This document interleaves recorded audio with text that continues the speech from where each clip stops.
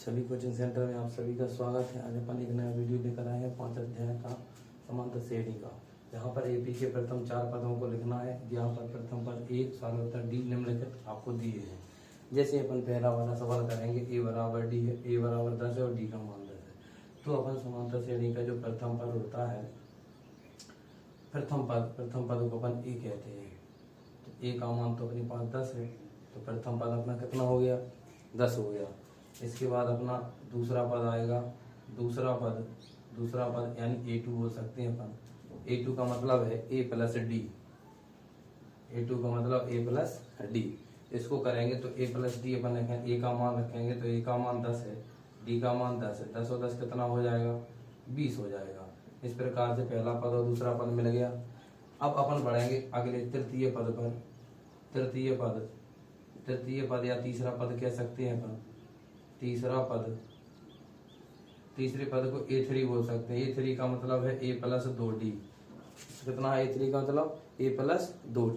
अपन इसको करेंगे तो A3 बराबर A का मान कितना है 10 प्लस 2 गुणे D का मान कितना है 10। 10 प्लस 10 दूनी कितना हो गया 20। 20 और 10 को जोड़ेंगे 30।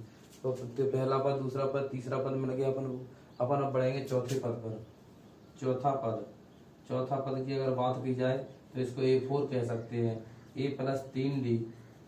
इस प्रकार से अपन A का मान 10 है प्लस 3 गुणा D का मान 10 है। 10 प्लस 10 30। तो इस प्रकार से 30 और 10 कितना हो गया 40। तो अपना चौथा पद कितना आ गया 40। तो पहला पद 10, दूसरा 20, तीसरा 30 और चौथा 40। इस पर अपन ने पहला वाला सवाल कंप्लीट किया। इसका दूसरे वाले पे आते हैं। A का मान -2 है, D का 0 है।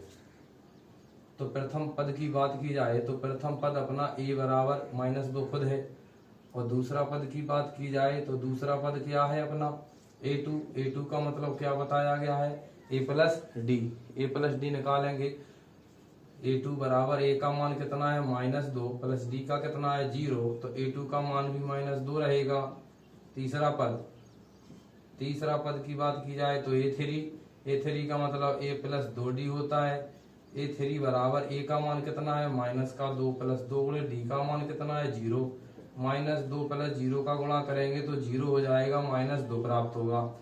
चौथे पद की अगर बात करें हम तो चौथा पद जो होगा वो A4 होगा। A4 को अपन A प्लस 3D कह सकते हैं। A का मान अपने पास -2 है प्लस 3 गुणा D का मान कितना है 0 है। तो D का मान कितना रख देंगे अपन, 0 रख देंगे। तो -2 0 का किसी में गुणा करो सब 0 हो जाता है, और इसके बाद माइनस का कितना बचा 2।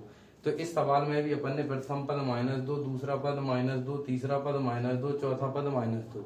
इस प्रकार से अपन ने ये दोनों सवालों को कंप्लीट कर लिया है।